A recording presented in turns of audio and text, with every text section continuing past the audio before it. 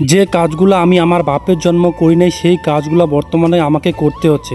মায়ের শরীর আজকে ভালো তো কালকে খারাপ, প্রত্যেক দিন এখন রান্নাবান্না আমাকেই করতে হচ্ছে। আজকে সকালবেলা ঘুম থেকে উঠেই মা বললো যে আজকে আমি রান্নাবান্না করতে পারবো না, আমার শরীরটা প্রচণ্ড খারাপ।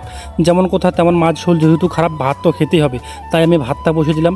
আর আমার বাবার জন্মে আমি কোনোদিন চাল ঝাড়িনি, আজকে প্রথম চাল ঝাড়লাম।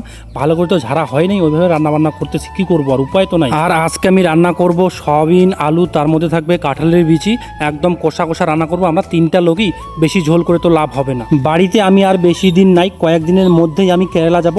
আগে কিন্তু তামিলনাড়ু যাওয়ার কথা ছিল, যেই কোম্পানিতে আমি কাজ করতাম ওই কোম্পানিতে লোক ঢুকে গেছে আর কি।